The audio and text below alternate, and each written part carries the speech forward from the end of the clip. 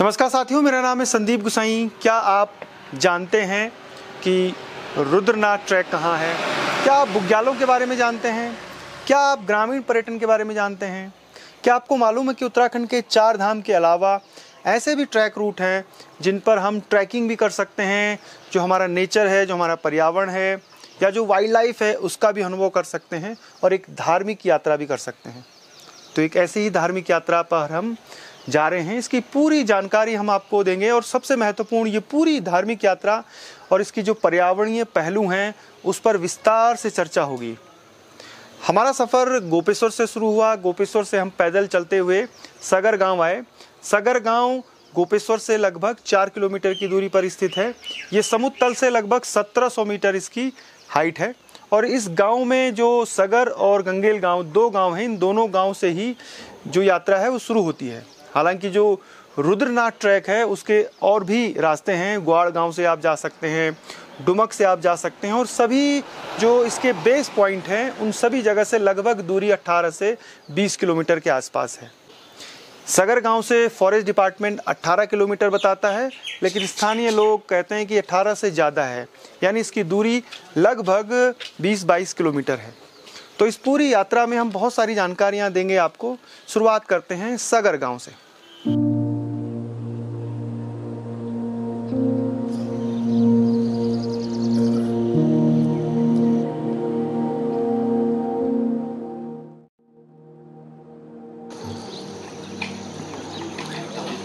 मई जून से शुरू हो जाते हैं लिंगड़े? हाँ जी, हाँ।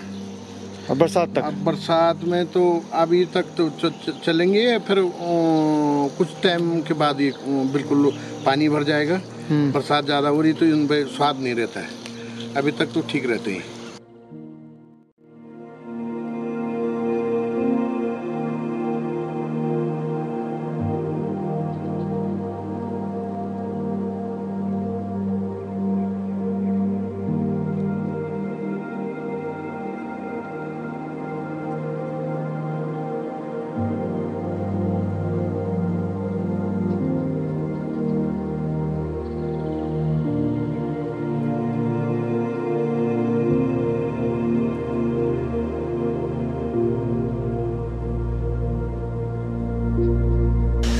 सगर गांव में हम मनीष रावत, जो अंतर्राष्ट्रीय एथलीट हैं, उनकी माताजी से मिलते हैं और कुछ उनकी बातें, सगर की बातें, परिवार की बातें उनसे करेंगे।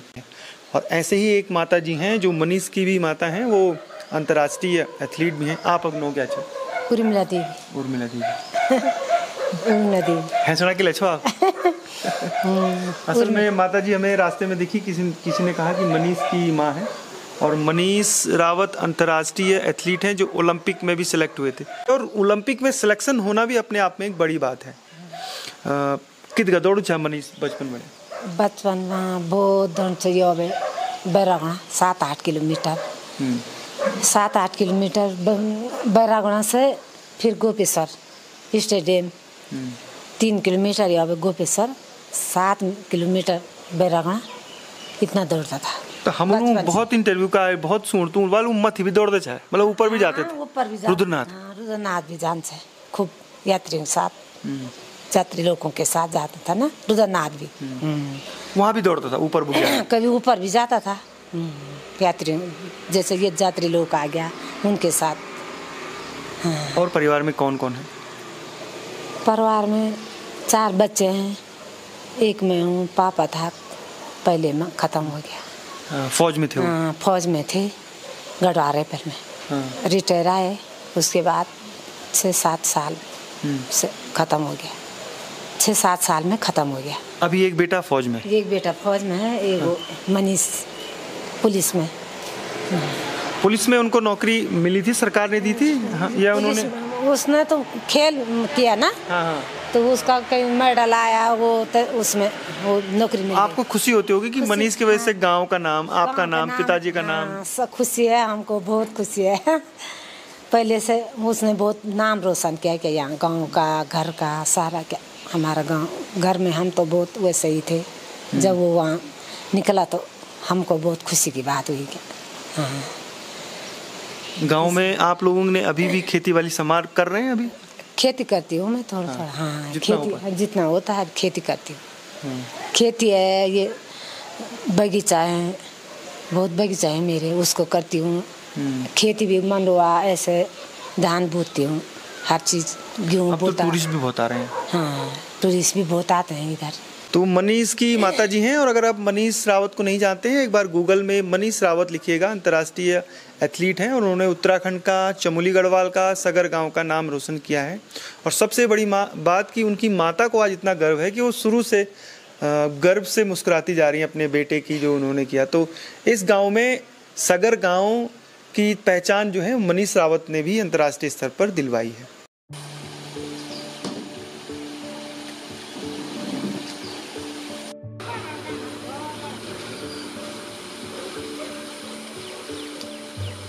पानी ना वो भी बना चाह कि अभी बिजा आए बार कई प्रोग्राम चेंज हुई भाषा को पता है मेरे साथ मैं प्रोग्राम जो कि 23 से 24 में रुद्रनाथ चल गया।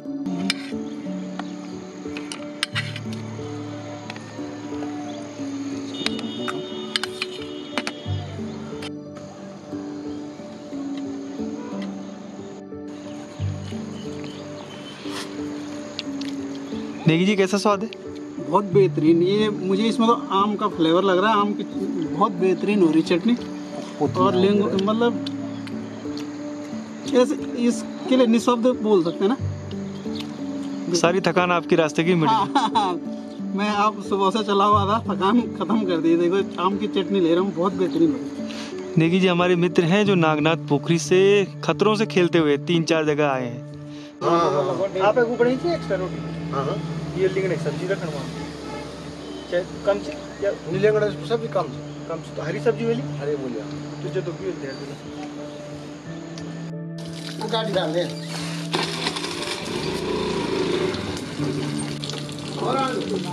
70 लीटर आप गया पहुंचो। 2021 के दिसंबर में मैंने चार्ज लिया तो सबसे पहले मैंने ईडीसी गठन करने का प्रयास किया था, तो जो कि उनका 2019-20 से ही प्रयास चल रहा था इस प्रभाग का, मेरे से पूर्ववर्ती अधिकारी का।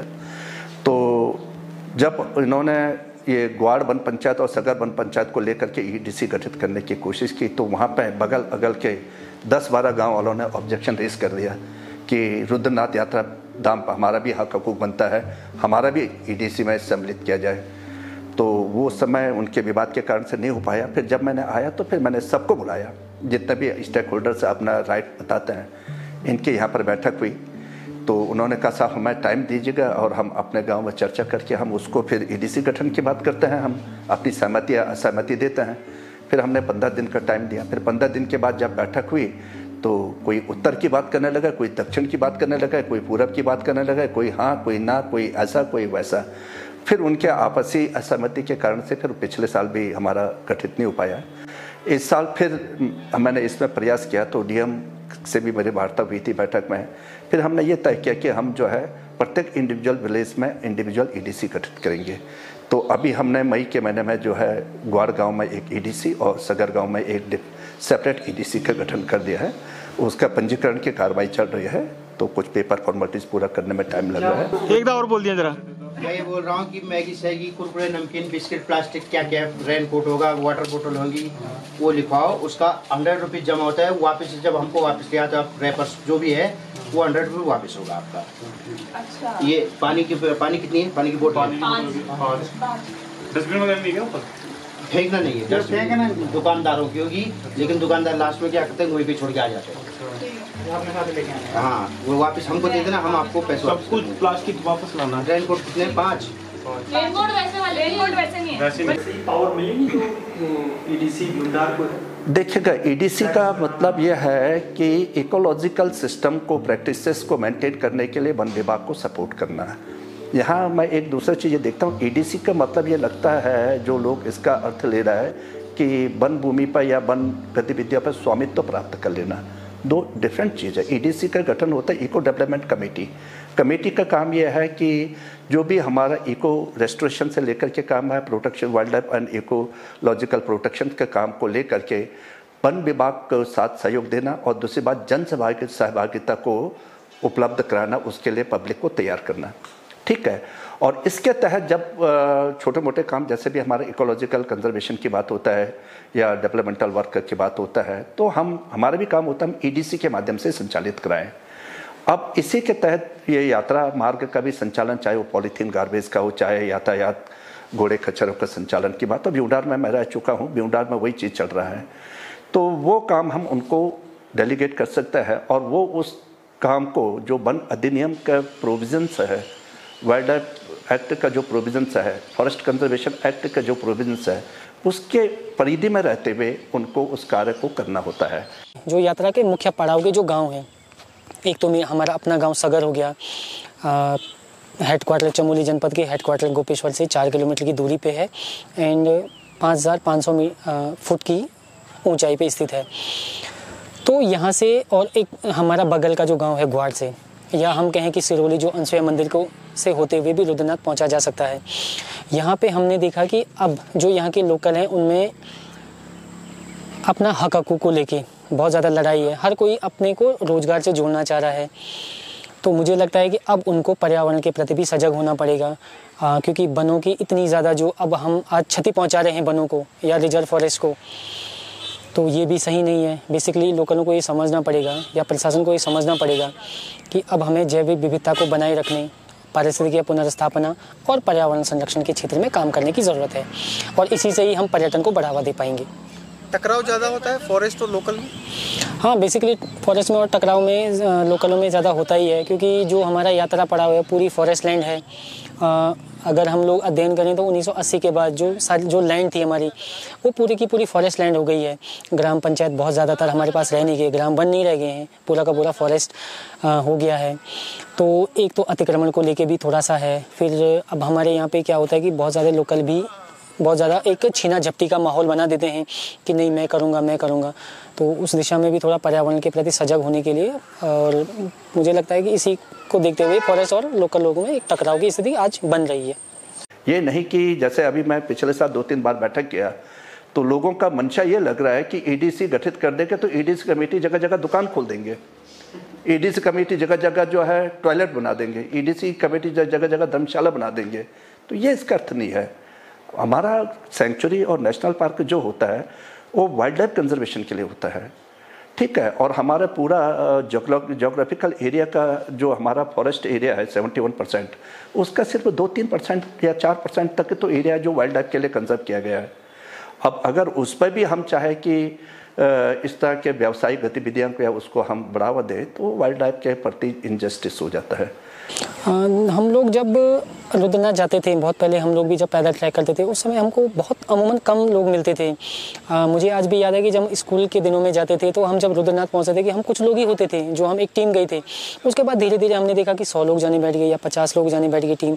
आज हम लोग देख रहे हैं कि तकरीबन कुछ समय ऐसा आ जाता है कि 400 से 500 के बीच यात्री जा रहा है और आने वाले समय में बढ़ेगा, क्योंकि कोविड की वजह से, कोविड काल जो हमने देखा था उस समय रुद्रनाथ बहुत ज़्यादा फेमस हो गया था, क्योंकि रुद्रनाथ के कपाट खुले थे और क्योंकि पैदल ट्रैक था तो कोविड का उतना खतरा नहीं था उसकी। तो वहाँ से जो ये यात्रा बढ़ी है तो हाँ, अमूमन मुझे लगता है कि आने वाले समय में इनमें बहुत ज़्यादा वृद्धि होने की संभावना है।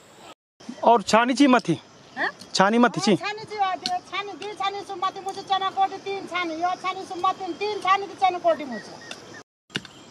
बुआरी की भुल्ली सासू सब लगे हम गोड़े नेले कुछ धन के नहीं जंगलात वाल बोलो छ के भाई के कान जंगलात वाल का हम कुछ वो ये ना करी ये चोर चोरी टिपू बग्या हम के नोच अंशु। हाँ, अब मतलब अंशु नहीं। हमारी खेती बाड़ी चनकोड़ी साइड छ हम आज गोना और मैं बुआरी भी आई दगड़ में मैं भी आई छी और हम एक झंगोरो बूती हम अबरे साल अगला साल हम मंडवरन अबरे साल हम झंगोरो फिर क्या कारण झंगोरो बूती क्या मंडवा बूती जानवर सारा चल ली जंगलात बोला जंगलात वाल बोले कि भाई अपड़ो अपड़ो घेर बार करा तो हम ये त्या पैसा कबली और घेर बार करो अगर गोर जाना तक तो बोले तो मन गोर हाणेल तो सुना क्या नहीं जंगलात वाल जोड़ो एक सुंगुर एक काखड़ एक देखा तुम सरो चोर चोरी नाश हम गोड़ी गोड़ी के हम हाथ था क्या, लेकिन हम खाना कुछ नहीं पोना घास भी नहीं पोना। 20-30 साल पहले भी चलते था ना, पहले नहीं चलता उनका आदत लग गया। अब मतलब ये 6-7 साल में चाहिए। बहुत पहले हम आयो गेहूँ भी हों बहुत सारा गेहूँ हों, अब हम गेहूँ तो बूतने नहीं क्या यो झंगोर भी बुद्धि यो खाली के अंश की बालड़ एक नहीं धाला सु चर चरे सरो खत्म कर दियो ना क्या। रुद्रनाथ ट्रैक पर जाने के लिए आपको फॉरेस्ट के चेक पॉइंट है सगर गांव में 2 जगह, क्योंकि 2 रास्ते हैं और उन दोनों जगह पर आपको फीस देनी पड़ती है। चमोली ज़िले के लोगों के लिए फ्री है और बाहर के लोगों के लिए 150 रुपया है।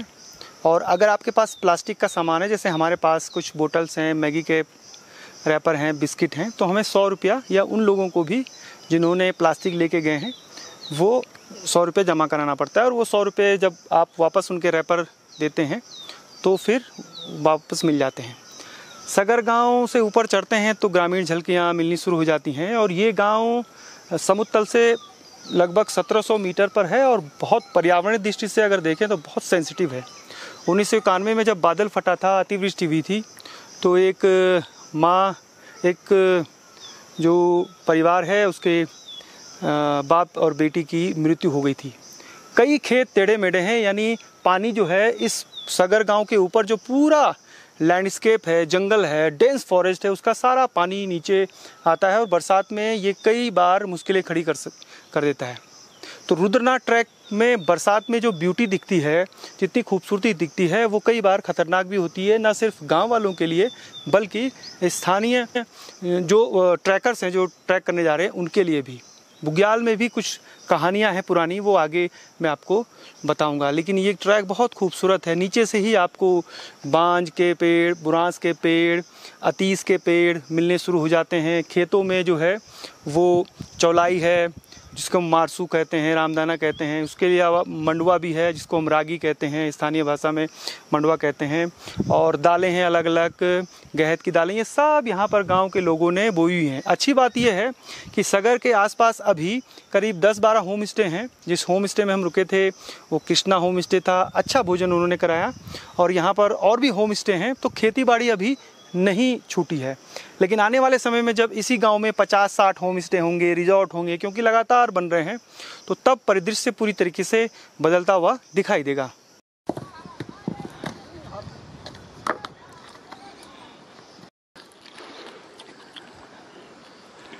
तो ये किरमोड़ है जी, और इससे मतलब ज़्यादा चढ़ाई चढ़ रहे तो सांस लेने में मतलब ऑक्सीजन की पूर्ति कर देता है। जंगली फल है। इसके अलावा करौंदा होता है, ये गढ़वाली नाम है करौंदा, और हिसोल है, और एक ये जंगली स्ट्रॉबेरी थी अभी यहाँ पे लगी हुई थी, अभी खाई हमने। तो ये जंगली फल है जी, ये बहुत ही अच्छा लगता है खाने में भी।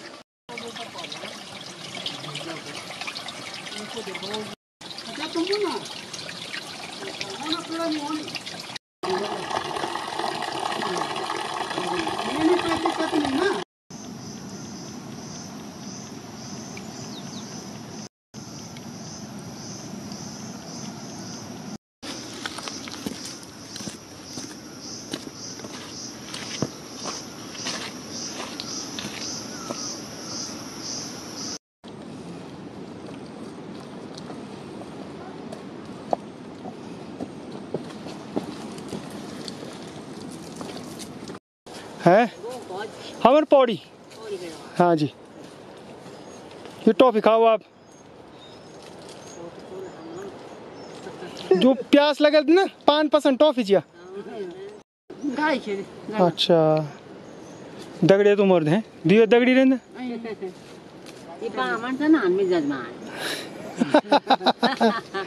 बामर जजमान दोस्ती है। पौड़ी च कई जगह पाबो हमारे एक च बगलम च। क्या आप रुद्रनाथ ट्रैक के बारे में जानते हैं? रुद्रनाथ ट्रैक उत्तराखंड के चमोली गढ़वाल में स्थित है और ये जिला मुख्यालय गोपेश्वर से लगभग 3 किलोमीटर की दूरी पर सगर गांव इसका बेस कैंप है और वहाँ से करीब 18 किलोमीटर की फॉरेस्ट डिपार्टमेंट कहता है कि इसकी पूरी दूरी है।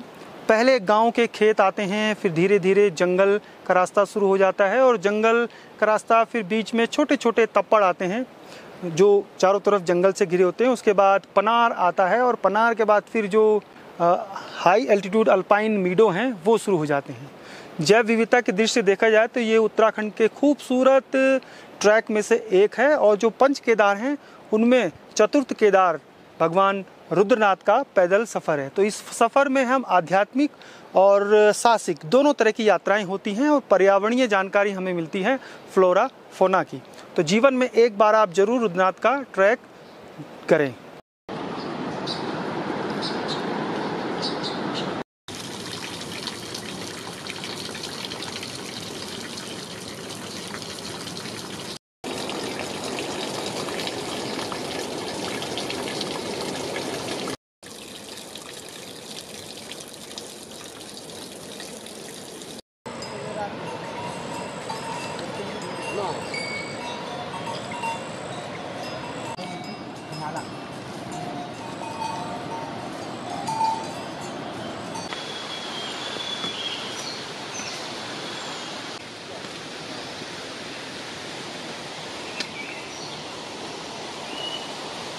हमारे इस ट्रैक में दो साथी हैं। एक है विनोद नेगी जी। विनोद नेगी की मैं इस समय तारीफ़ नहीं करना चाहता, लेकिन विनोद नेगी जी ऐसे शख्स हैं, मेरे से उम्र में बड़े हैं, लेकिन उन्होंने मुझे शुरू से आर्थिक रूप से भी, मोरल रूप से भी बहुत सपोर्ट किया है। हर वीडियो को देखते हैं भी हैं, शेयर भी करते हैं और बार बार फ़ोन भी करते हैं। दूसरे साथी हमारे देवेंद्र जी हैं जो राजस्थान से हैं, पुलिस में हैं और यहाँ अक्सर घूमने आते रहते हैं। तो इन्होंने भी बहुत हमें शुरुआत में मदद की है। तो ये ऐसे लोग हैं जो रूरल टेल्स परिवार के हैं और आप सब भी रूरल टेल्स परिवार को हो। फिलहाल मैं आपको बताऊं, हम लिंगोड़े की सब्जी जो हमने कृष्णा होम स्टे में सरिता रावत जी ने बनाई थी वो खा रहे हैं, जंगल के बीच, पानी की धारा। और मुझे मालूम है कि आपको मुझसे इस समय जलन ज़रूर हो रही होगी, क्योंकि देवेंद्र जी और विनोद जी लगातार रास्ते में कह रहे थे कि हम तड़पते हैं ऐसे मौसम के लिए, ऐसे जंगल के लिए, ऐसे ट्रैक के लिए। गलत बोल रहा हूँ?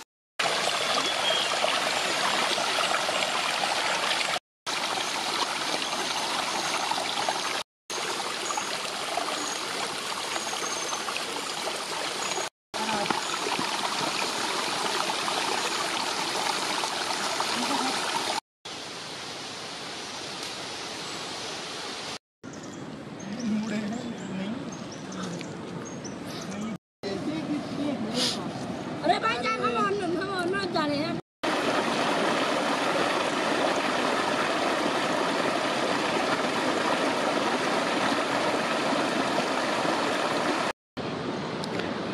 ये है पुंग तप्पड़।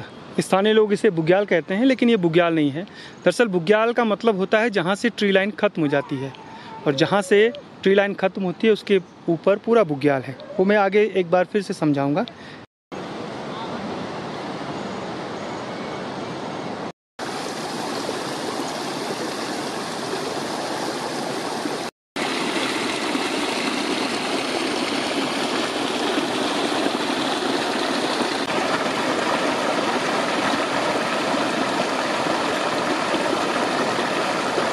जो कहिए जो मेरी तरह बढ़ रहा है, उन्होंने डिटेल में नॉलेज दिया। आप कहाँ से हैं?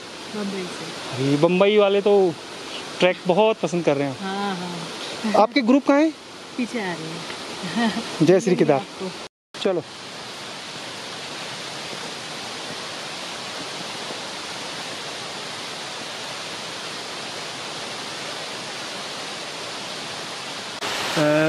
उत्तराखंड से मुझे खास लगाव है पिछले 5-6 सालों से, और ये मेरी चौथी यात्रा है उत्तराखंड की। इससे पहले मैं संदीप जी के साथ ही ढाटमीर हर की दून गया था, और उसके बाद मैं 2 बार गल्ला गया हूँ मैं, और मेरी चौथी यात्रा थी। मेरी बहुत इच्छा थी बुग्याल देखने की।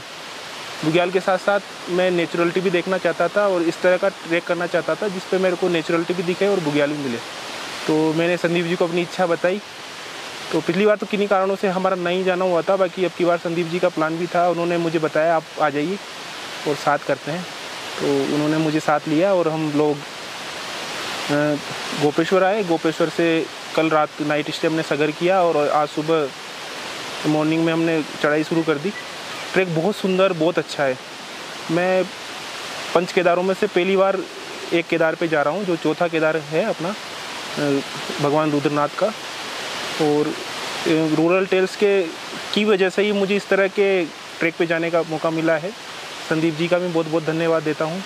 मैं भी चाहता हूँ कि आप लोग भी अगर इंटरेस्टेड हैं उत्तराखंड में या इस तरह के ट्रैक्स में तो बिल्कुल आइए। और ये अद्भुत है ट्रैक, बिल्कुल बहुत अच्छा है। और जो मेरी इच्छा थी बुग्याल देखने की वो पूरी हो रही है। ये है जोंक का इलाका। ऐसी जगह पे तो जोंक इतना तगड़ा होता है ना। निकालो इसको। निकालो कैसे? अरे हाथ से पकड़ो ना बस।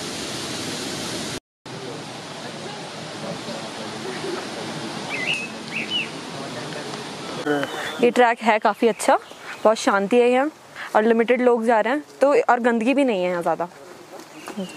यूथ क्यों कर रहा है ट्रैक? मैंने देखा भारत के हर राज्यों से यूथ जो है वो ट्रैक करता है, तो उसके पीछे आप लोग वो मतलब एक्साइटेड एक्सप्लोर करना चाहते हैं नई नई जगह को, इसलिए करना चाहते हैं ये ट्रैक्स। और जो गंदगी फैलाते हैं उनके लिए आप कोई मैसेज देंगे? हाँ, गंदगी नहीं फैलानी चाहिए, जो पर्यावरण है उसको साफ रखना चाहिए। प्लास्टिक मतलब जो लेकर जाते हैं वो अपने साथ लेकर जाना चाहिए वापस, गंदगी कम करनी चाहिए यहाँ। यात्रा अगर रूरल टेल्स साथ में है तो यात्रा तो बेहतरीन मतलब होना लाजमी है। मैं सबसे पहले तो रूरल टेल्स का बहुत धन्यवाद करूँगा कि मुझे रूरल टेल्स के साथ ये यात्रा करने का अवसर प्राप्त हुआ। बाकी एक जो रूरल टेल्स की वजह से जो जुनून था ना, मतलब वो मतलब अलग लेवल का था। मैं एक्चुअल में अपनी ससुराल में पूजा के लिए आया था, तो वो किसी कारणवश मैं लेंटर से गिर भी गया था, काफ़ी चोट भी लगी हुई थी, सर पे चोट, कंधे पे चोट। लेकिन संदीप जी ने मेरा हौसला इतना बढ़ा रखा था कि मतलब जाना ही जाना है। उसके बाद सुबह बहुत तेज़ बारिश होगी और कई जगह मुझे लैंडस्लाइड मिली, लेकिन साथ साथ में एडवेंचर भी था। हिरन मिले मुझे रास्ते में, जंगली मुर्गे मिले, तीतर मिले, अनेक प्रकार के मतलब पशु और पक्षी मिले। तो मतलब लड़ते झगड़ते मतलब क्या मतलब वो तो मैंने आंखों से देखा, उसे बयां करना तो बहुत लंबा हो जाएगा उसमें। अभी तक की यात्रा बहुत ही मतलब जो मेरी चोट थी या जिस प्रकार के मैं आज सुबह लगभग 90 किलोमीटर ड्राइव करके आया, वो बारिश के कारण काफ़ी मतलब परेशानी वाला रहा। लेकिन जो ये जैसे ट्रैक शुरू किया मैंने रूरल टेल्स के साथ, तो मैं वो सब चीज़ें मतलब बिल्कुल भूल चुका हूँ। मतलब ये ट्रैक इतना खूबसूरत ट्रैक है कि मतलब इसके शब्दों में बयां करना मुश्किल है।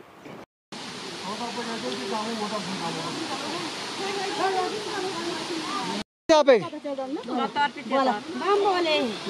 सबसे ज्यादा उम्र है आप ही की? बाप थे नमन है पापा मतलब हुई था तो ये चंद्रपुरी का चीज सब लोग ऊपर रहने व्यवस्था ठीक हो गया चाहे जरा अच्छा बीच रास्ता पनार ऊपर मत जाना, वहाँ जाने के लिए नहीं है ना, रास्ता बढ़िया, जाने के लिए रास्ता अच्छा पर उजाला वो दूर है क्या। चलो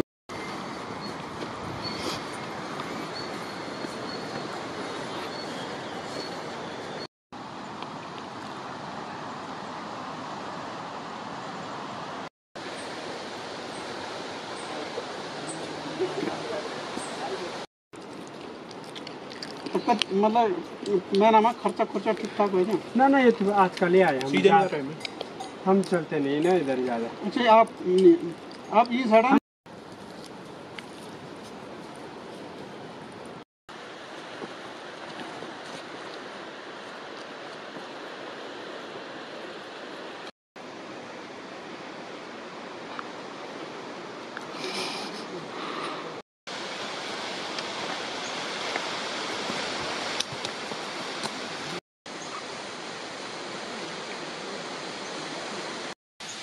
ये जो फूल आप देख रहे हैं ये है कोबरा लिली। इसका समय भी जुलाई और जून लास्ट में होता है। वैली ऑफ फ्लावर में काफ़ी मिलता है।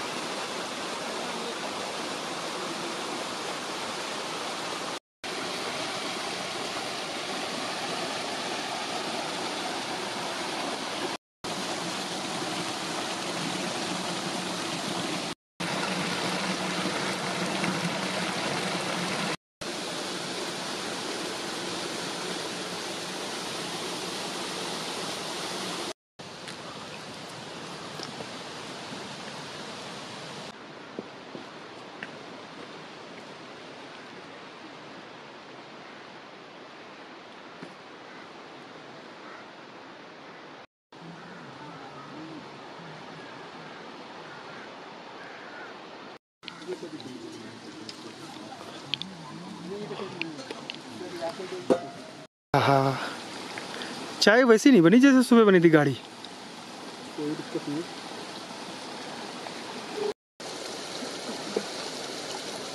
ये सही है सिलेंडर छोटा सा? सही है ये? अच्छा लगा आपको? हाँ, नहीं मेरे पास भी है ना। ना अच्छा लगा वैसा। हाँ। इसका फोन आ रहा होगा।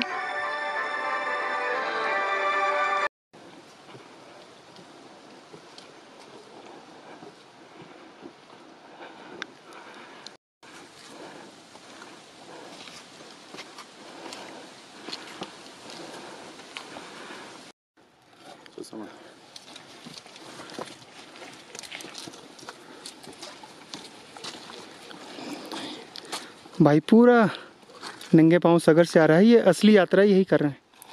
बस हम अब पनार पहुंचने वाले हैं। रात के 8 बज गए हैं और ये जो ट्रैक है इसकी पूरी डिटेल स्टोरी आगे बताई जाएगी।